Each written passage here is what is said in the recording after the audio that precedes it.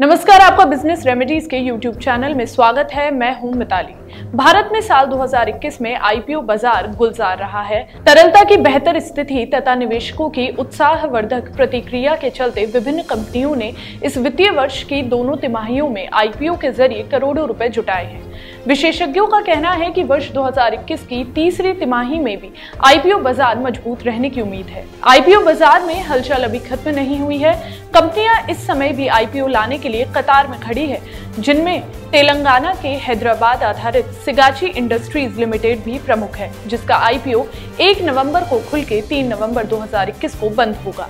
यहाँ हम बताना चाहेंगे कि सिगाची इंडस्ट्रीज लिमिटेड द्वारा बुक बिल्ट इशू प्रणाली से 10 रुपए फेस वैल्यू के 76,95,000 शेयर 161 से 163 रुपए प्रति शेयर के भाव पर जारी कर 125.43 करोड़ रुपए जुटाए जाने का लक्ष्य रखा गया है। कंपनी के आईपीओ का मार्केट लॉट साइज 90 शेयरों का है और रिटेल निवेशक कम से एक लॉट में निवेशक के लिए 14,670 रुपए और अधिकतम 13 लॉट के माध्यम से कंपनी के आईपीओ में 1,90,710 रुपए निवेशक के लिए आवेदन कर सकता है। कंपनी के आईपीओ का प्रबंधन प्रमुख lead manager company Unistone capital private limited कर रहे हैं। सिगाची इंडस्ट्रीज लिमिटेड गुजरात के दाहेज एवं जगाड़िया स्थित इकाई की निर्माण क्षमता में विस्तार और प्रस्तावित सीसीएस निर्माण इकाई के लिए पूंजी खर्च की फंडिंग के लिए बीएसई और एनएसई के मेन बोर्ड पर यह आईपीओ लेकर आ रही है। कंपनी के प्रवर्तकों में रविंद्र प्रसाद सिन्हा, चिदम्बरम नाथम, शानमुगनाथम, अमित राज सिन्हा और आरपीएस प्रोजेक्ट एवं डेवलपर्स प्राइवेट लिमिटेड सम्मिलित है। कंपनी में प्रवर्तकों की प्री इश्यू शेयर धारिता 64.64% है।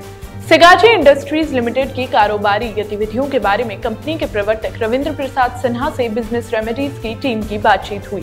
उन्होंने बताया कि हमारी कंपनी फार्मा इंडस्ट्रीज में बृहद स्तर पर काम आने वाले माइक्रोक्रिस्टलीन सेल्यूलोस एमसीसी निर्माण करने वाली भारत की प्रमुख कंपनी है।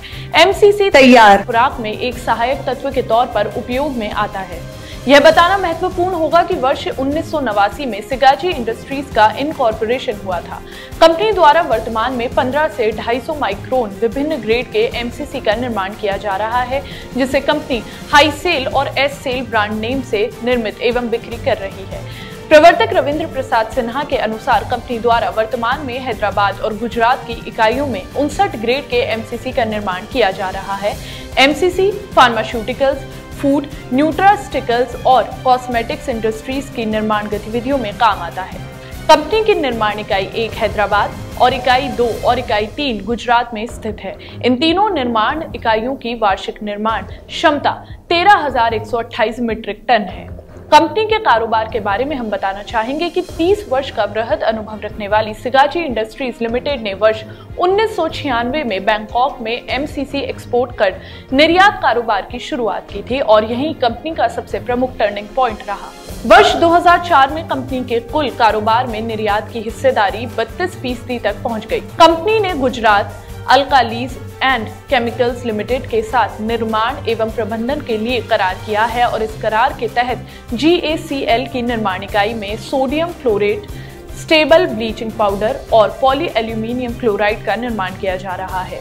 कंपनी के वित्तीय प्रदर्शन पर नजर डालेंगे तो पाएंगे कि कंसोलिडेटेड बैलेंस शीट के अनुसार वित्तीय वर्ष 2019 में कंपनी ने 132.88 करोड़ रुपए का कुल कारोबार करके 19.1 करोड़ रुपए का कर पश्चात शुद्ध लाभ, वित्तीय वर्ष 2020 में 143.95 करोड़ रुपए का कुल कारोबार करके 20.32 करोड़ रुपए और वित्तीय वर्ष 2021 में 196.1 करोड़ रुपए का कारोबार करके 30.26 करोड़ रुपए का कर पश्चात लाभ अर्जित किया है। वित्तीय वर्ष 2022 की जून तिमाही में कंपनी ने 55.12 करोड़ रुपए का कुल कारोबार करके 8.99 करोड़ रुपए का कर पश्चात शुद्ध लाभ अर्जित किया है। वित्तीय वर्ष 2020 में कंपनी ने ब्याज खर्च के रूप में महज 2.34 करोड़ रुपए खर्च किए हैं, जो कि यह दर्शा रहा है कि कंपनी पर ऋण भार ना के बराबर है।